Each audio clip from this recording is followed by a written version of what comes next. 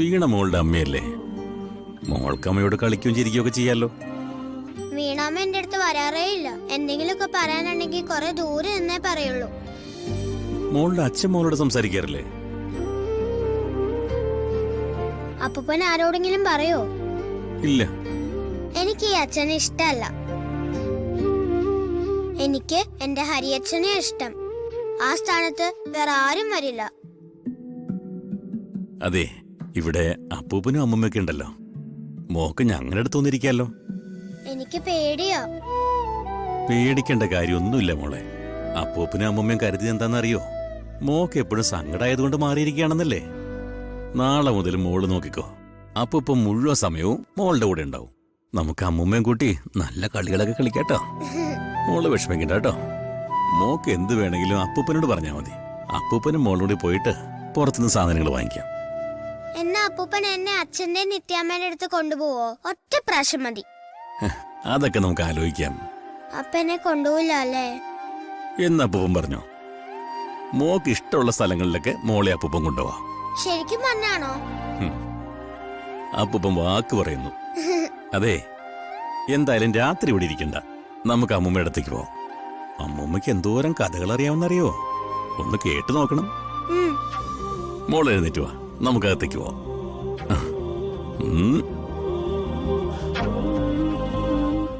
അമ്മ ജയിലിൽ കിടക്കുന്ന ദേഷ്യത്തില് ഇനി ഒരിക്കലും നിന്നെ ഞാൻ വിശ്വസിക്കില്ല. എനിക്ക് നിന്നെ കാണുകയും വേണ്ട. അമ്മ, ഞാനിനി ആരെയും ഒന്നും ചെയ്യില്ല അമ്മ. അമ്മ പ്ലീസ് അമ്മ. നിന്നെ ഹരി, അമ്മ ഒന്ന് പറഞ്ഞു മനസ്സിലാ.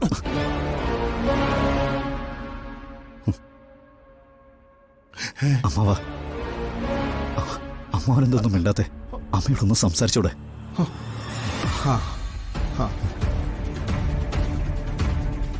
എടാ ശരവണ, നീയെങ്കിലും ഒന്ന് പറയണം പ്ലീസ്. என்ன சொல்றது சார்? உங்களுக்கு பாவானு சொல்லமா?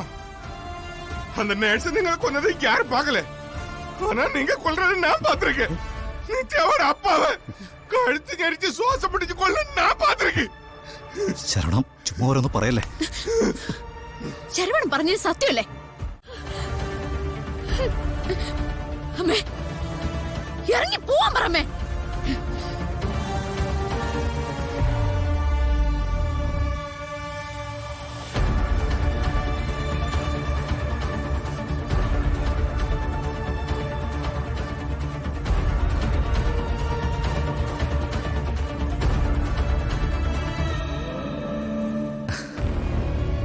എനിക്കിവിടെ നിൽക്കാനുള്ള അവകാശത്തെ ചോദ്യം ചെയ്യാൻ നിങ്ങൾക്ക് ആർക്കും പറ്റില്ല.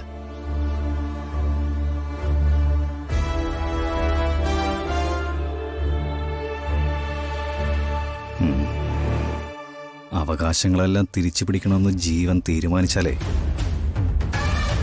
നീ ജീവിക്കേണ്ടത് എന്റെ കൂടെയാ. മനസ്സിലായോ?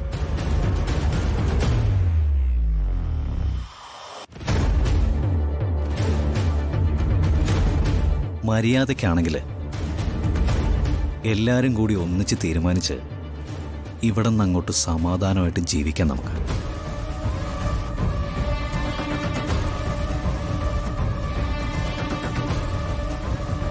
അല്ലെങ്കിലേ കോടതി എനിക്കൊരു സർട്ടിഫിക്കറ്റ് തന്നിട്ടുണ്ട്, മാനസിക രോഗിയുടെ സർട്ടിഫിക്കറ്റ്.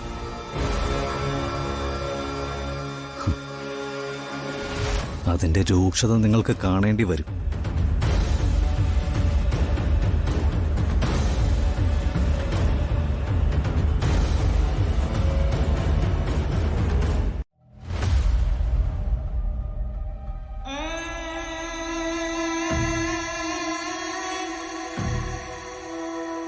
ഞാനിവിടെ താമസിക്കും, നിങ്ങളുടെയൊക്കെ നടുവിൽ. തടയാൻ ആർക്കാണ് ശേഷിയുള്ളതെന്ന് എനിക്കൊന്ന് കാണണം. ഹരി, നിത്യ ഞാൻ നിന്റെ കയ്യിൽ ഏൽപ്പിച്ചതാണ്. അവളെ സംരക്ഷിക്കാമെന്ന് നീ എനിക്ക് വാക്കും തന്നതാ. ആ വാക്ക് സത്യമാണെങ്കിൽ ഓടിച്ച് പുറത്താക്കിവനെ.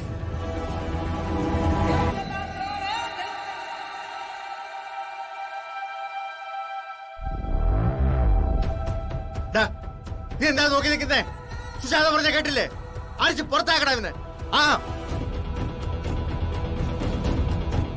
ജീവ, നീ മര്യാദയ്ക്ക് പുറത്തു പോ. ഇത്രയും കാലം ഈ കുടുംബത്തെ കണ്ണീര് കുടിപ്പിച്ചിട്ടും നിനക്ക് മതിയായില്ലേ?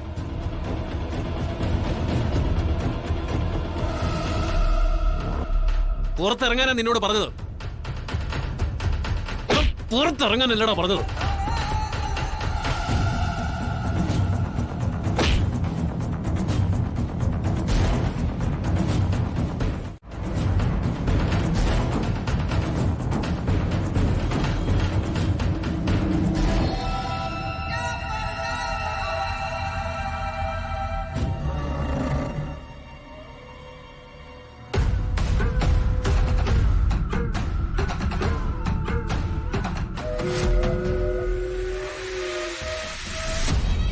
തൊട്ടു പോവരുത് തന്നെ.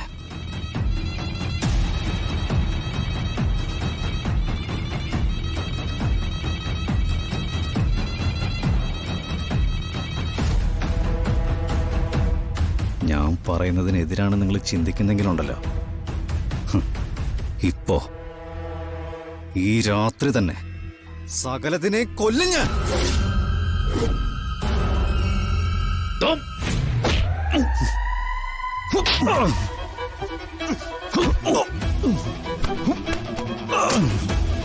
എടാ